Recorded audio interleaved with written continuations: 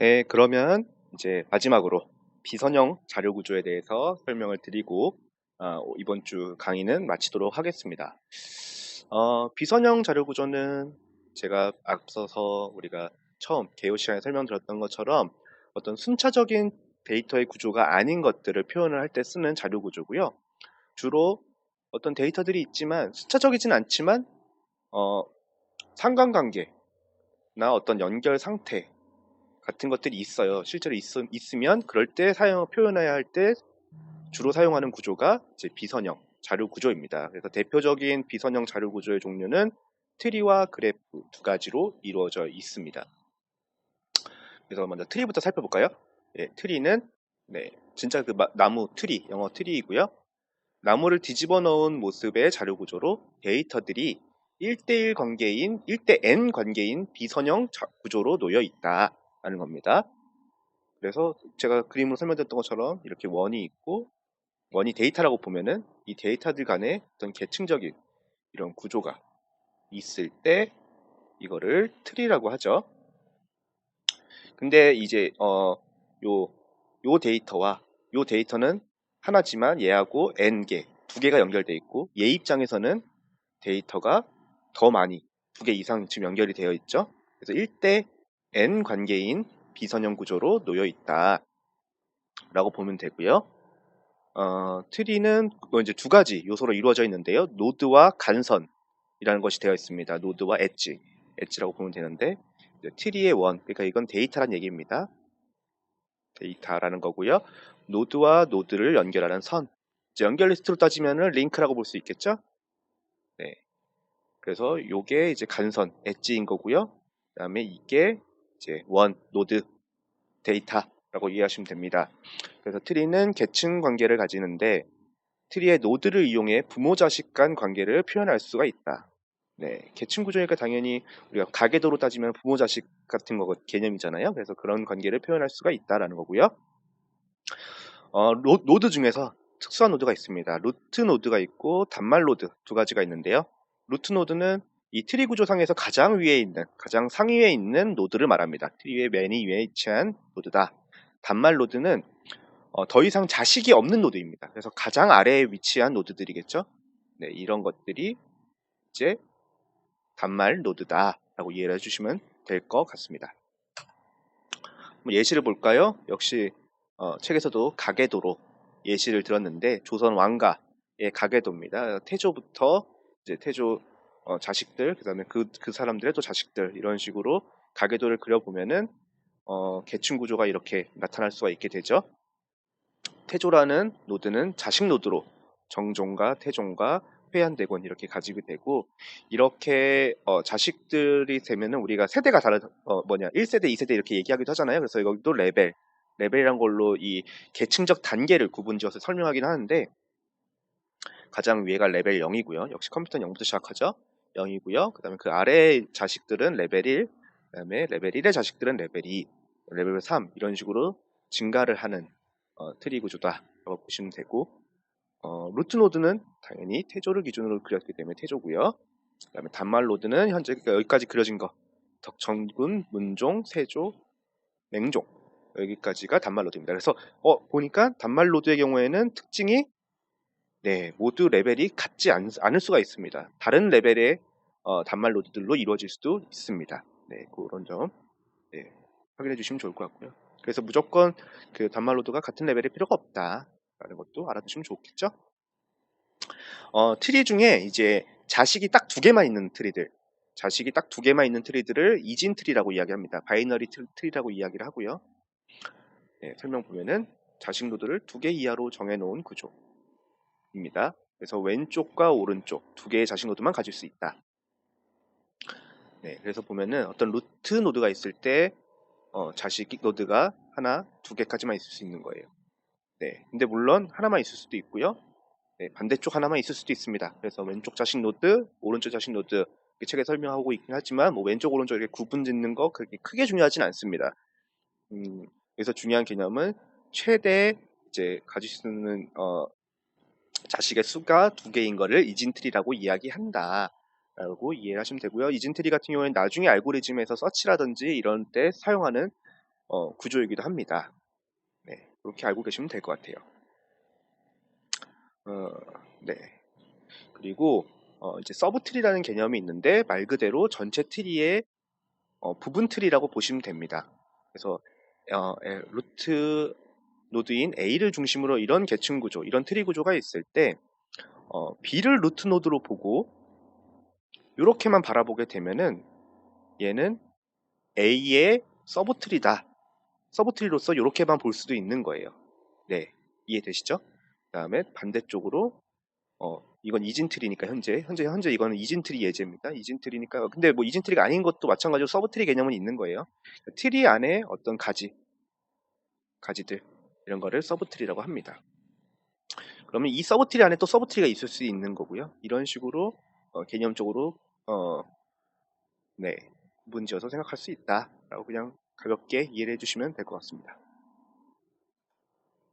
네, 그 다음에 그래프를 살펴보죠. 그래프는 제가 어떻게 표현했었죠? 처음에 개요에서 설명드릴 때 이런 원들이 있으면 데이터들이 링크드 리스트는 한 줄로 연결되는 거고 그래프는 다양하게 그냥 이런 식으로 연결되어 있는 겁니다. 이런 식으로. 그래서 이거 같은 경우에는 n 대 n 다대다 관계를 표현하는 자료 구조라고 보통 알려져 있고요. 대표적으로 지하철 노선도 같은 게 이제 그래프 자료 구조를 사용해서 표현할 수 있는 예시라고 이해를 하시면 될 것 같아요. 그렇습니다.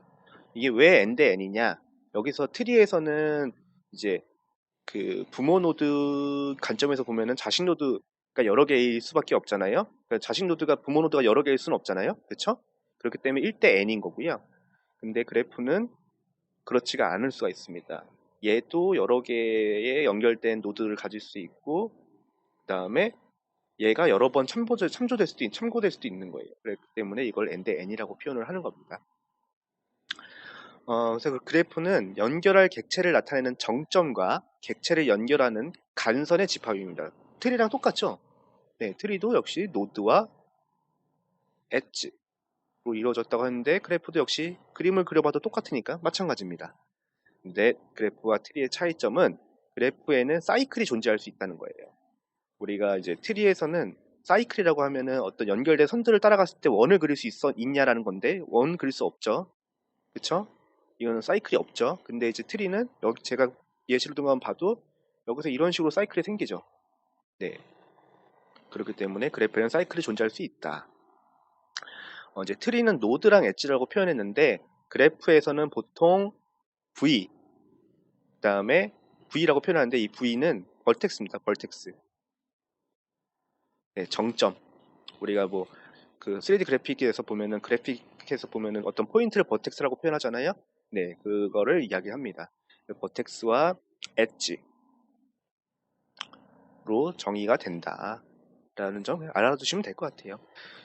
그럼 방금 제가 예제 들었던 것처럼 3D 모델 같은 경우에는 굉장히 많은 점들이 연결이 막 되어 있죠. 그렇기 때문에 3D 모델을 표현할 때도 역시 그래프로 표현을 할 수가 있겠죠. 네, 그래서 그 3D 모델도 그래프 자료 구조로 표현해야 되는 예시 중에 하나가 될 수 있겠네요. 그래프의 분류도 있습니다. 그래프는 이제 두 가지 그래프가 있는데요. 무방향 그래프가 있고 방향 그래프가 있습니다. 우리가 이렇게 데이터들을 엣지로 연결을 시킬 때 거기에 방향성이 있냐 없냐 차이예요. 두 정점을 연결하는 간선의 방향이 정해져 있지 않은 그래프, 제가 설명드렸던 그래프가 무방향 그래프입니다. 그래서 보통 이거를 우리가 다이어그램으로 표시를 할 때는 이런 식으로 화살표 없이 연결되어 있는 거고요. 무방향 그래프 같은 경우에는 뭐 서로 왔다 갔다 할 수 있는 거죠. 그다음에 방향 그래프 같은 경우에는 간선의 방향이 정해져 있는 그래프입니다. 그래서 보통 그림으로 표현할 때 이런 식으로 화살표로 하게 되죠. 그럼 A에서는 B로 접근할 수 있지만 B에서는 A로 참조가 어려운 그런 그래프겠죠. 네, 그렇습니다. 그래서 실제로 그래프를 여기서 어떻게 하냐라고 보면은 이 버텍스 또는 노드라고 해도 상관은 없습니다. 이 데이터에 이제 숫자 같은 걸 표시해 가지고 뭐 표현할 수도 있을 거고요. 숫자로 표시된 노드는 뭐 도시 이름이 될 수도 있고 그다음에 간선의 숫자 여기에도 이 엣지에도 값을 매길 수가 있어요. 그래프 구조 같은 경우에는. 근데 이거를 만약에 도시 간의 거리다 라고 가정을 하게 되면은 이 그래프 안에서 최단 거리를 구하는 게 어떻게 보면 내비게이션 구현하고 같은 알고리즘입니다. 네. 그러니까 여기서 중요한 건 뭐냐? 네, 버텍스만 값이 있는 게 아니라 간선에도 어떤 값을 넣을 수 있다. 그 다음에 이 값들을 우리가 알고리즘에서 활용을 하면은 다양한 어플리케이션에서 개발이 가능하다라고 이해만 해주셔도 충분합니다. 네, 자세한 거는 이제 전공 필수죠. 저희가 자료 구조가 거기서 아마 더 자세하게 배우실 수 있을 거예요.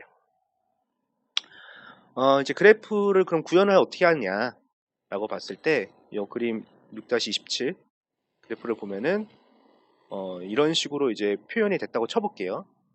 이제 노드, 정점, 벌텍스가 4개고요. 간선 4개로 이루어진 그래프입니다.